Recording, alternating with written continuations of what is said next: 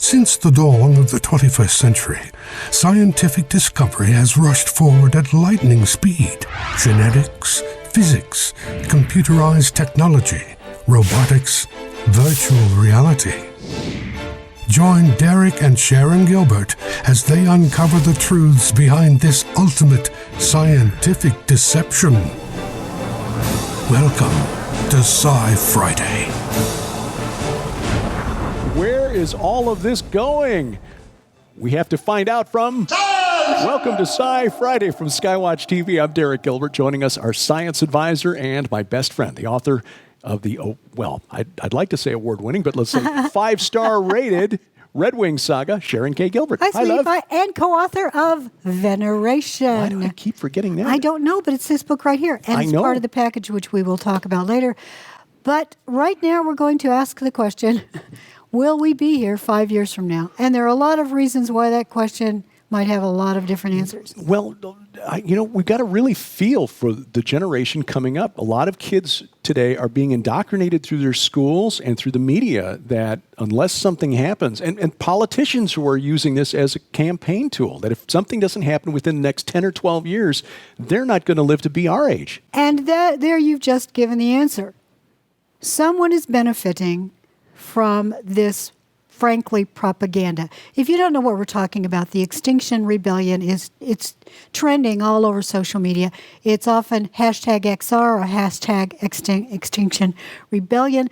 It's been going on for about 2 years, something like that. But here's the interesting thing about it. We're going to start by talking about mind control. And the reason we're doing that is because this has to do with, frankly, the movers and shakers behind Extinction Rebellion. There's some big money behind this. Right. It is not grassroots. No, it really came to public attention here over the last few weeks as the Brits have been in the middle of a campaign for a snap election, which was conducted yesterday. Boris Johnson, the Conservatives, Jeremy Corbyn, and Labour Party. And because we're recording this on the day that they're voting, we're recording this on Thursday, so we can't announce the winner. Right. I'd love to, but by the time you're watching this, you're probably going to know who won that election. Polls are just closing in the UK. In some and the queues have been really long, and what I was reading this morning is that there have been some young kids who have been trying to block the access to the election sites. And I would guess that they're trying to block anyone who might not vote for Labour. Mm-hmm. And it's bizarre that this took place because one of the stories that I talked about this past week was a group of the Extinction Rebellion protesters who glued themselves to a bus. Dressed as bees. Dressed as bees, right. Because, what was it was like, it was some bad pun, and I've forgotten what it was. It was so bad. But they glued themselves to the Liberal Democrats' campaign bus. Why would you do that? To get attention, obviously, but the bus that they glued themselves to, that the Lib Dems were using for their campaign, was an electric bus. So no carbon footprint. Their party doing everything they wanted them to do. Exactly, but they glued themselves to that bus. It's like, okay, this seems like a protest fail. But there have been similar stories to that. Somebody connected to the organization a couple of times now in the past month have glued themselves to airplanes at Heathrow, which, of course, delays flights. People get upset and angry. But they've been convinced, many of these young people have been convinced that they're literally, that we're all going to die if we don't do something radical within the next 10 years or so. Well, we heard the same thing in the 70s. We did. I'm old enough that I remember that. But it was the opposite. We were told global cooling was the imminent threat. Nuclear winter. Right. So there was always something, like a sword of Damocles hanging over our heads that was about to drop and kill us all if we didn't suddenly change something drastically. It's not only about to drop, it is only going to be removed by the appropriate party. This is all about, frankly, rigging elections. It's moving young people to a position, and I hate to say this, but it's very reminiscent of 1930s Germany and even late 1920s, where you had this lead up with young people being propagandized to believe that a very strict protocol was the only way to move Germany out of its, frankly, failed state following World War I. And you found a group to identify as the others. You always have to have the others. Right. And the others changes from generation to generation, but there's always an other that is demonized and used to rally support behind one particular group who promises to eliminate the others who are the cause of all of our problems. And the thing to remember when it comes to political propagandizing, that is, it's the Hegelian dialectic. The two extremes are used to push everybody towards the middle. And if you continue doing that over and over and over again, you herd the main component of individuals exactly where you want them. Now, look at this from a spiritual point of view. The ultimate goal of the spiritual realm, the fallen realm, is to remove humans' free will. If you can so propagandize people to where they simply move like they're responding to being herded, that means they no longer have free will. Going back to the late 19th, early 20th century was the dawn of something that's called the Tavistock Institute. Their specialty is using psychology. And of course, late 19th, early 20th century is when modern psychology, that movement, Jung and Freud, was born. And the idea that you can somehow sway opinion based upon the way you approach a question or a teaching plan. And one of the ways to do that is called third-party endorsement. That was created by Tavistock Institute. So the idea of, say, looking back in history, like, well, not history, but say going back a generation or two of baseball players endorsing a particular brand of cigarettes, that was developed originally by the Tavistock Institute. Well, think about it. Back in the early days, even a conservative show like the Andy Griffith Show and the Dick Van Dyke Show, the stars of those shows appeared in commercials during the breaks smoking cigarettes. They were pushing a brand. It goes even back to Jack Benny. Well, yes, we love listening to the Jack Benny Show. When we take a long car trip, put on the Jack Benny Show and listen. And, you're through an episode and suddenly you're 30 miles farther down the road. It makes time go by really quickly. But they wove the commercials for their cigarettes in there with the quartet singing LSLS, MFT. So it made you actually look forward to the commercial. It was brilliant. It was, yes, but mind control in a sense. It's mind control, especially third-party endorsement, because a rock and roll or television or film star that you really admire and when you're a teen, love, if that person endorses a certain political platform, you're going to be swayed to go towards that. If that person endorses, say, a green movement or the Extinction Rebellion, you're going to think, well, that person, I've got to do that. Because subconsciously you're thinking, this will please him or her. It's very clever, but it's insidious.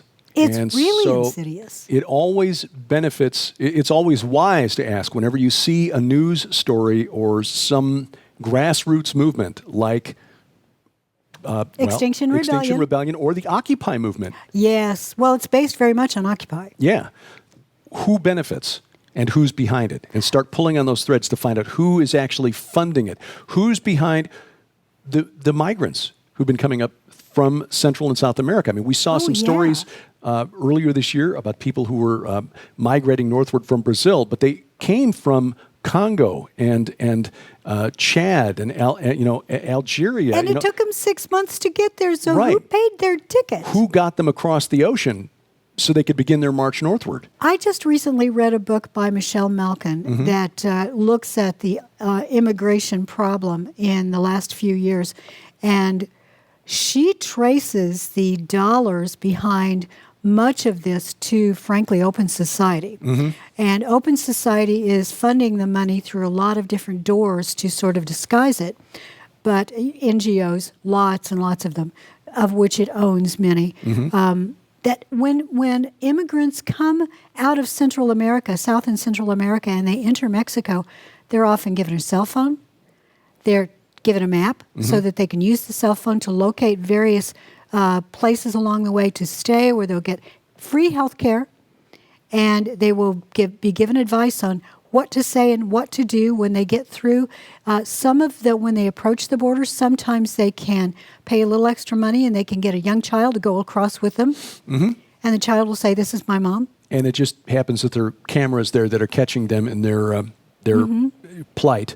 But we've seen this with Alexandria Ocasio-Cortez and the photo op of her standing there looking very disturbed at the border fence. Of course, you pull back and you show some of the photos that weren't released by her and her supporters, showing that there was no one on the other side of the fence. The implication of the photos that she released and her supporters released was that she was seeing these poor, bedraggled migrants who were being abused by the Trump administration's jackbooted thugs, when in fact there was no one there. It was very clever editing. Yes, it's using emotions, the emotions of those who perceive the images, whether still photos or video, to manipulate them to respond in a predetermined way. Well, that goes back to Tavistock. It does. Yes. It really does. I love the fact that young people do have tender hearts. Oh, amen. We should never, ever condemn them for that. Right. I think way too many of us, we tend to sort of harden our hearts as we become jaded, they say. Yeah.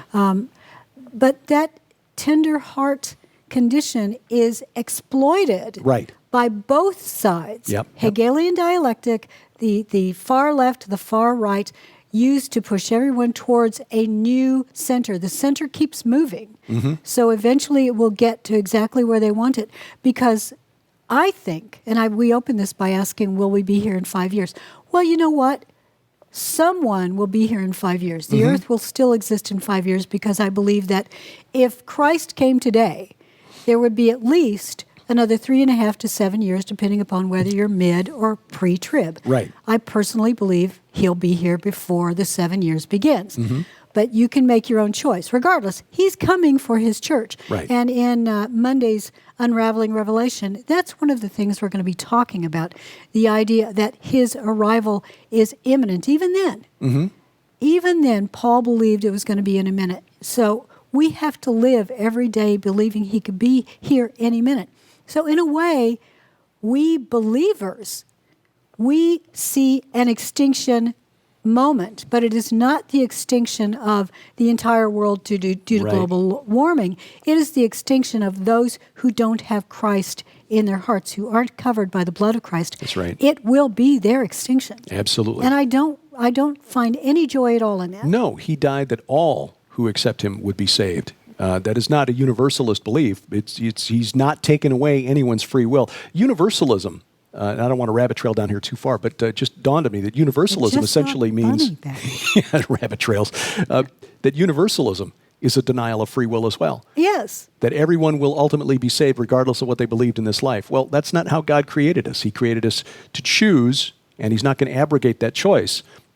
We know what the consequences are, but there are many who choose to deny him and reject him anyway.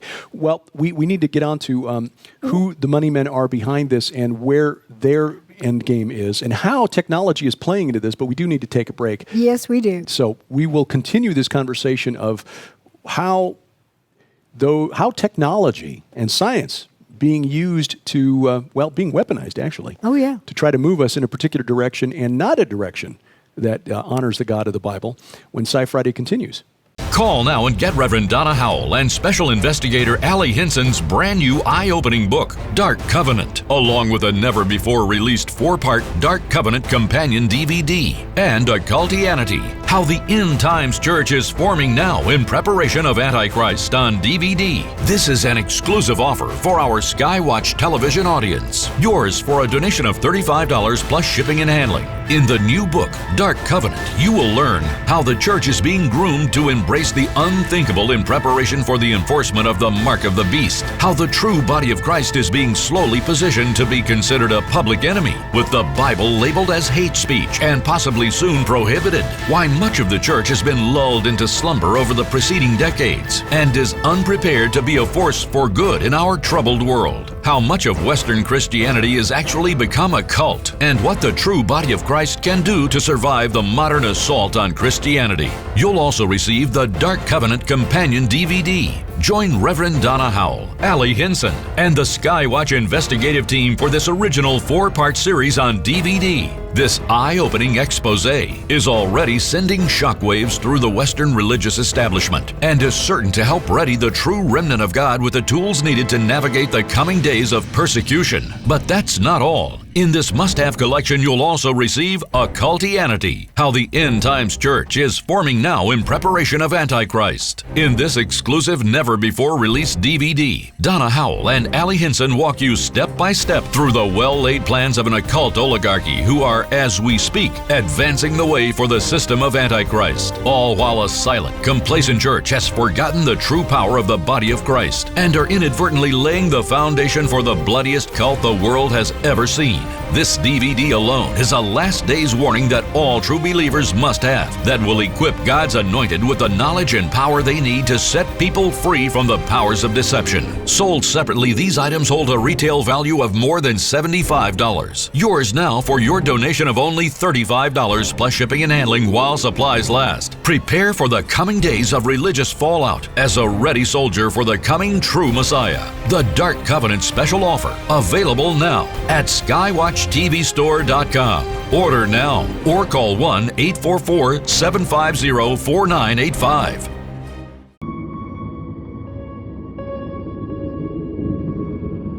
In Strauss and Howell's The Fourth Turning vision, a deal with the devil ultimately includes the arrival of an unexpected national leader who would emerge during the current fourth turning. Now, this guy would come from an older generation, and he would lead the globe into a new world order, which they envisioned developing by the year 2025. By offering to build back better, a socialist governance with welfare for the masses. This leadership, they saw, would seize what could only be described as a cancel culture crusade, warm to promulgating Oceania-like suppression of unapproved dialogue in order to rein in any and all challenges to the new social construct. Rise 2021, a virtual conference with 50 hours of world-class presentations on theology, prophecy, archaeology, geopolitics. Sign up now at defenderconference.com. Welcome back to SciFriday from SkyWatch TV. I'm Derek Gilbert. I'm Sharon Gilbert, and we are talking about, well, the Extinction Rebellion. Yes. Hashtag XR, which oddly enough, I was looking at a lot of those, the trending posts at social media with the hashtag Extinction Rebellion or XR.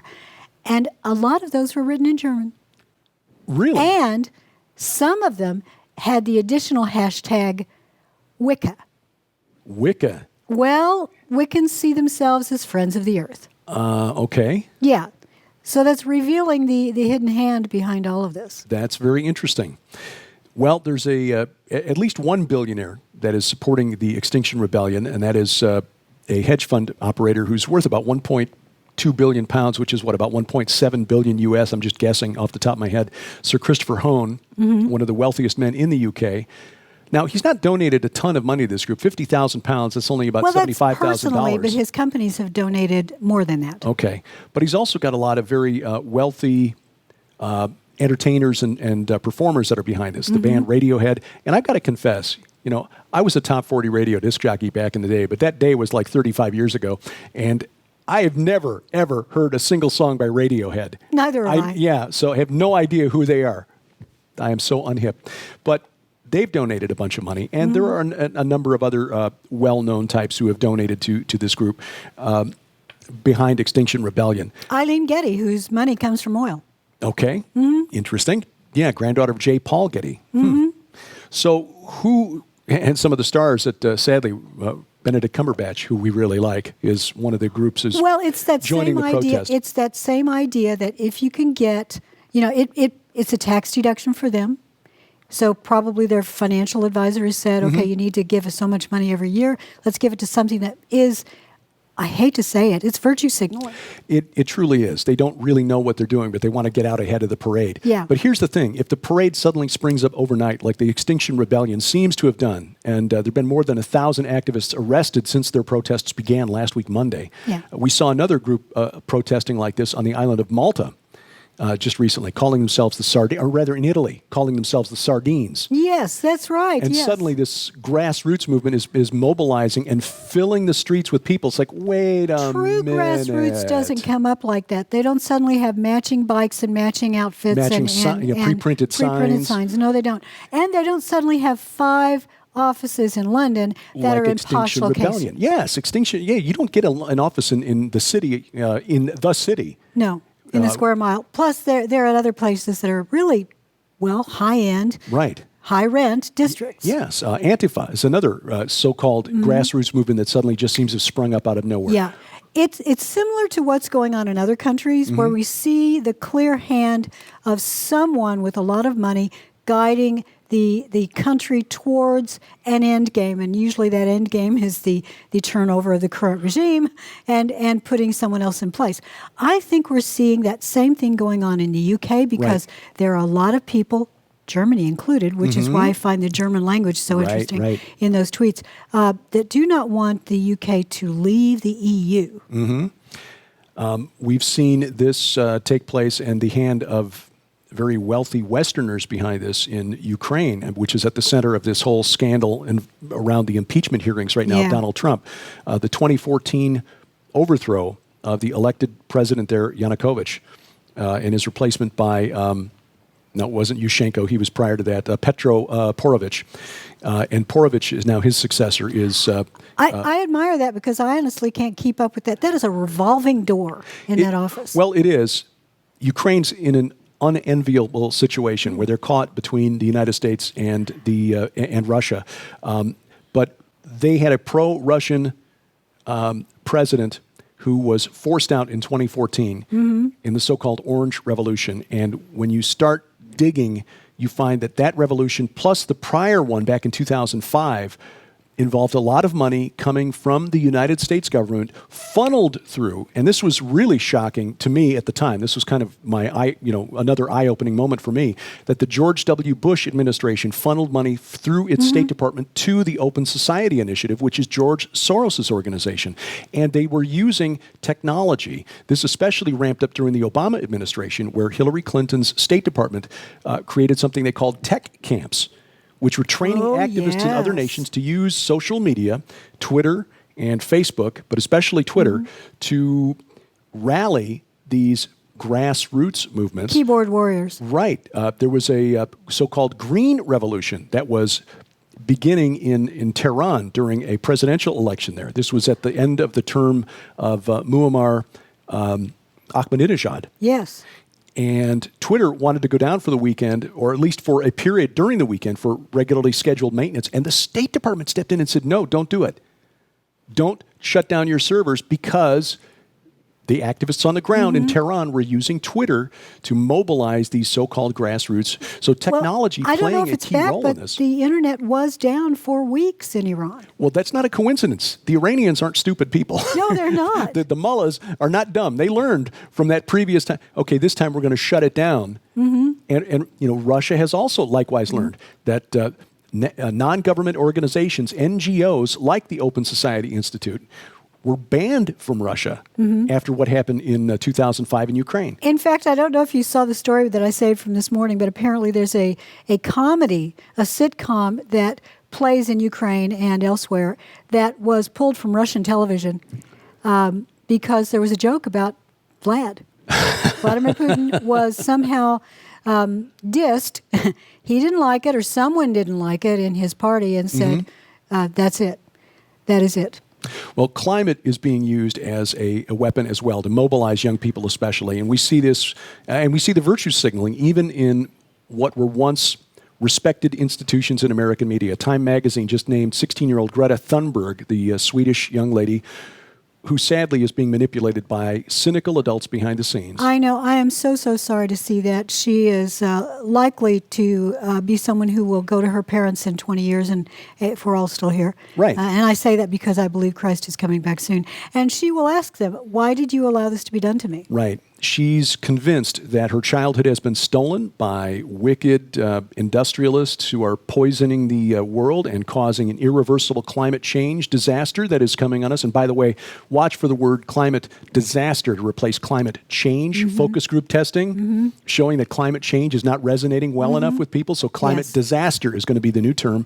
Yes. But it is being used to mobilize young people toward demanding a global government. And ultimately, that's what all of this is about, keeping Britain in the EU, moving the United States toward accepting oversight by a global government to change the way we fundamentally live. This is all about forcing humanity back to one world, back to Babel. Exactly. Is where it's all heading. And the reason I say it's like 1920s, early 1930s Germany is because, again, it's the youth who are being used to move the position of the entire population. This will continue, and the youth who are currently doing, say, an 80% job today will be scolded for not doing a 100% job tomorrow by their younger siblings.